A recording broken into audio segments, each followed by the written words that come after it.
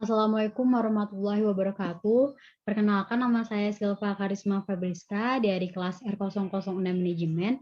Di sini saya akan menjelaskan tentang materi struktur modal dengan dosen pengampu Bapak Dr. Haji Tona Aurora Lubis, SEMM. Pengertian struktur modal. Struktur modal adalah bauran ataupun perpaduan dari hutang jangka panjang saham preferen dan saham biasa. Struktur modal yang ditargetkan adalah perpaduan antara hutang, saham preferen, saham biasa yang dikehendaki perusahaan dalam struktur modalnya, sedangkan struktur modal yang optimal adalah struktur modal yang mengoptimalkan keseimbangan antara risiko dan pengembalian sehingga maksimumkan harga saham.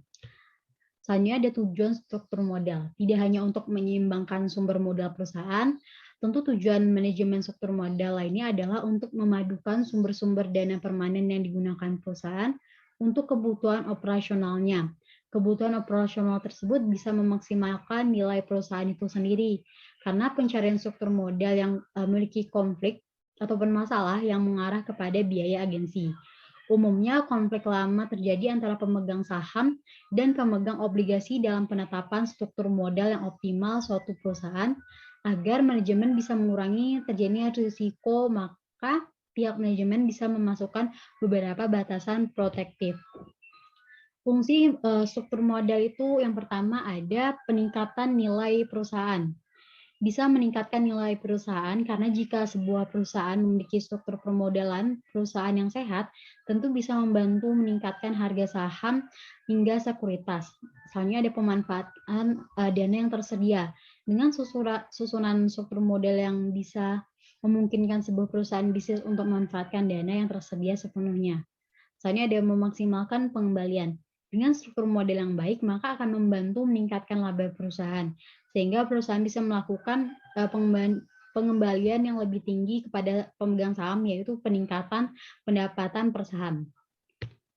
Selanjutnya, meminimalisasi biaya modal.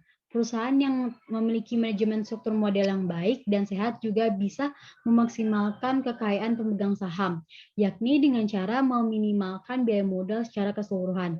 Misalnya ada solvabilitas atau posisi likuiditas.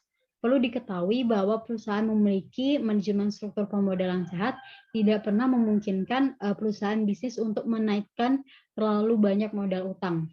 Selanjutnya ada fleksibilitas, struktur modal perusahaan yang sehat mampu menyediakan ruang untuk pengurangan modal utang.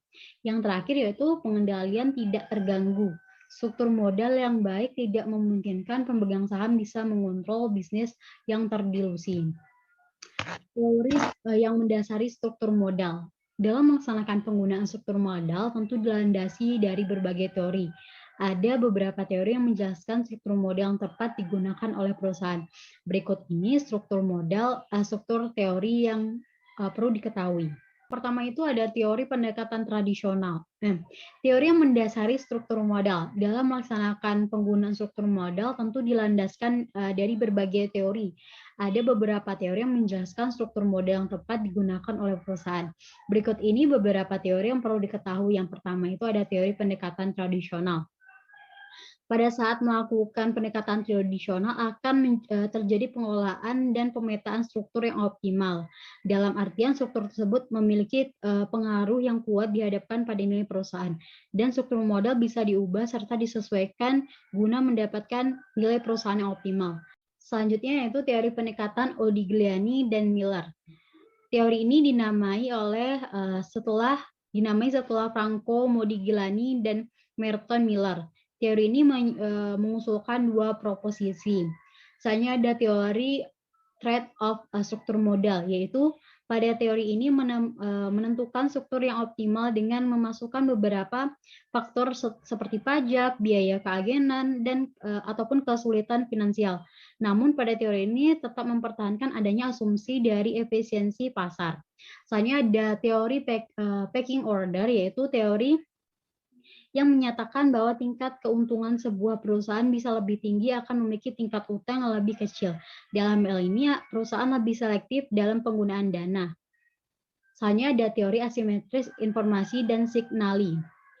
Teori yang menyatakan bahwa anggota serta pihak yang ada kaitannya dengan perusahaan dalam hal ini juga tidak memiliki informasi yang sama tentang adanya risiko perusahaan. Signali adalah pengembangan modal dengan penggunaan utang pada struktur tersebut merupakan sinyal yang disampaikan dari manajer kepada pasar. Manajer juga memastikan prospek perusahaan baik dengan saham yang meningkat dan mengkomunikasikannya kepada investor.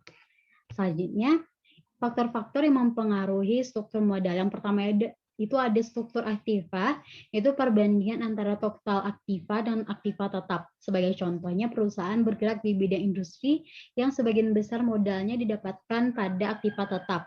Selanjutnya ada growth opportunity, yaitu perubahan titik aktiva yang perusahaan miliki. Selanjutnya ada ukuran perusahaan. Sebuah perusahaan menjadi besar jika melakukan diversifikasi ataupun keanekaragaman produk.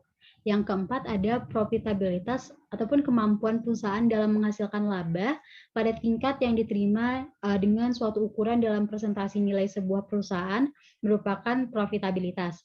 Yang terakhir yaitu resiko bisnis bisa menimbulkan kesulitan bagi perusahaan dalam melakukan pendanaan eksternal, sehingga akan berpengaruh terhadap leverage ataupun penggunaan aset ataupun dana perusahaan. Sekian presentasi yang dapat saya sampaikan tentang struktur modal. Apabila terdapat kesalahan kata-kata maupun informasi, saya mohon maaf yang sebesar-besarnya. Saya akhiri, wassalamualaikum warahmatullahi wabarakatuh.